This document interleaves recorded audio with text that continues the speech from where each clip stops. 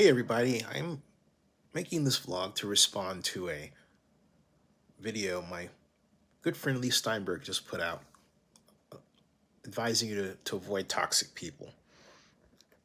And I thought about it and I realized that we all have our different definitions of what that is. So I looked up the general definition, which is associated with a new word in our society, social language, negativity, right? People who are negative a lot.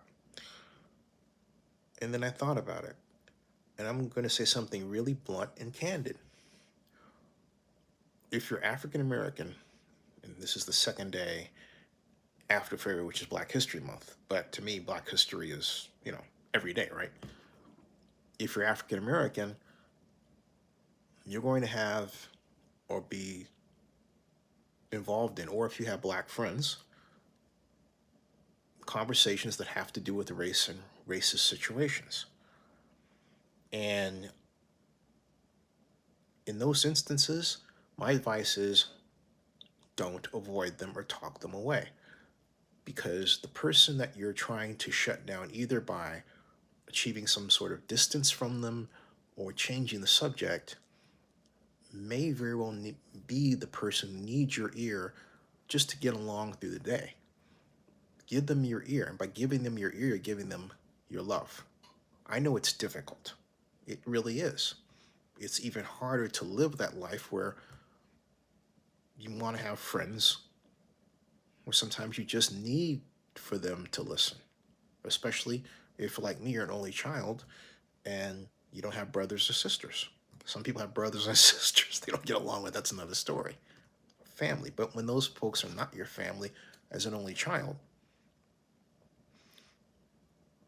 friends are at a greater level of value than they would be under sibling circumstances, right? Okay. The other place where I think trying to avoid toxic people, if you will, is problematic is when you discover that someone you've known for some time is mentally ill. And you have to figure out a way to be there, but not be there, but also in those cases, not be afraid to give some distance. Because in my experience with people who are that way, they will take your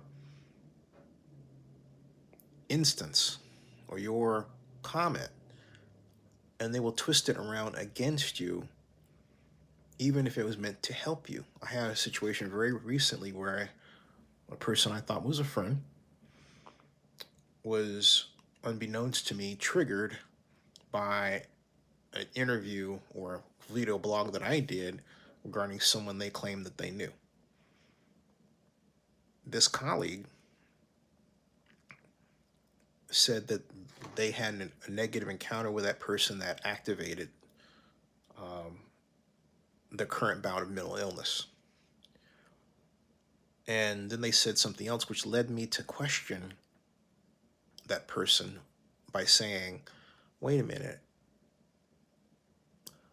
I thought you told me this person did that, but now it sounds like this person didn't do it. To which my friend said, well, I imagined they did it. Folks, that's dangerous. Okay, that's dangerous. But I made the mistake of pointing out to this person that their way of thinking was dangerous. And they turned everything on me, and suddenly I became the person that activated their mental illness. Okay? It was very bizarre. So, under those circumstances, you say something very diplomatic or write something very diplomatic, and you just simply do walk away. You have to. But what do? It was completely unplanned. I didn't see that coming. All right?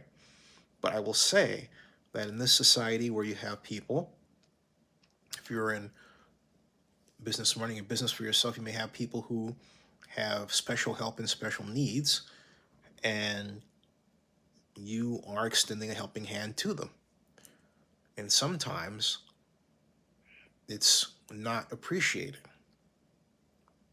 And you have to deal with that. The best way to deal with it is to move on. Circumstances like that, yes, absolutely.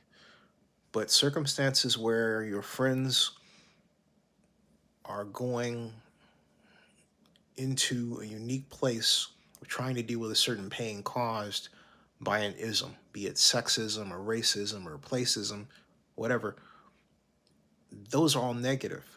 But you only worsen their condition by distancing yourself. It's not necessary to do just to maintain the veneer of a happy life.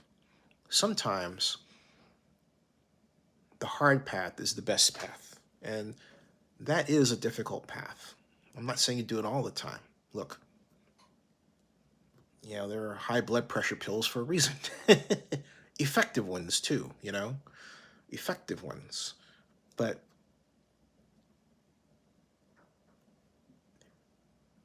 I have to admit, more often than not, there are times when I long for that magical Waikiki Beach, where the Surfrider Hotel, that great restaurant on the ground level that serves the best hash browns I ever had in my life, which was so many years ago. And sometimes I long for that image that I experienced when I was a boy of 9 years old to be played over in my head again and again and again until I get back to Hawaii with the hope of living some adult version of it again. Nice. But the Lord doesn't always present us with such opportunities. But the Lord presents us with is life. And what we need to have are tools to help us cope. Prayer is one, which is very powerful, and I highly recommend. The other, I find, is equally effective, is to not match the emotional level of the person that's being negative to you. To simply listen. Because you'll find, if you take that as a practice, you'll see where other people feel the need to get upset with someone else who's upset about something. It could be anything. When you hear that, think, why are they getting upset? Don't question it. But just don't match it. Let them say what they want to say. Figure out how to help them if possible. But do not match their anger. Happiness is a different story. If somebody's happy, be happy with them. Great.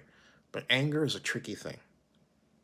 I find far too many people violate this rule. I was at the airport in Atlanta a couple of years ago, and I saw that there was an available wheelchair across the hallway. So I yelled for it. I called for it. I said, hey, I need that wheelchair. You bring over.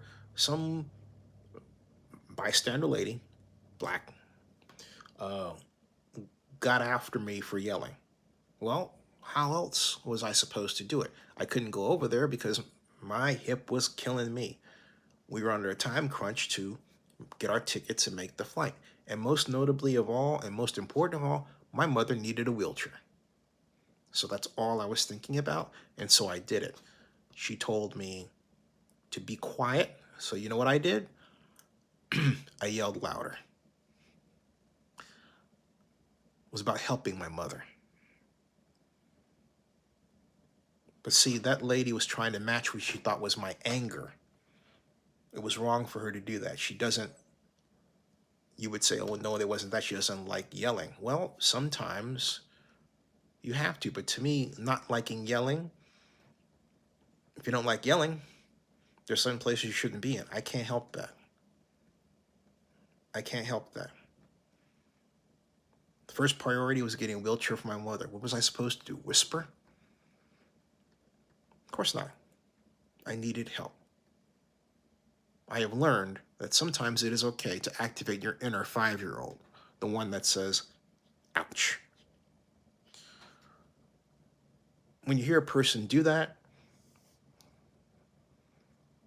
there's nothing wrong with it. Don't challenge them.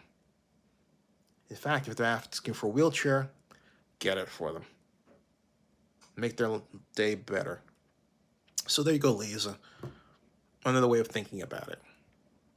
And I think about it because, I think also racism is a mental illness that can do a job on African Americans where we tend to see situations that someone white or someone uh, of much lighter skin, like someone who could pass for white, for example, who's black, would be less likely to see the same way. That doesn't make us bad people, and it doesn't make us toxic. But if you want to help that person, listen and make absolutely certain you learn to see the world as they do and work to diminish situations that would be racist. In other words, sing with them, don't sing against them. Subscribe to Zenny62 and bookmark oaklandnewsnowblog.com. Thanks.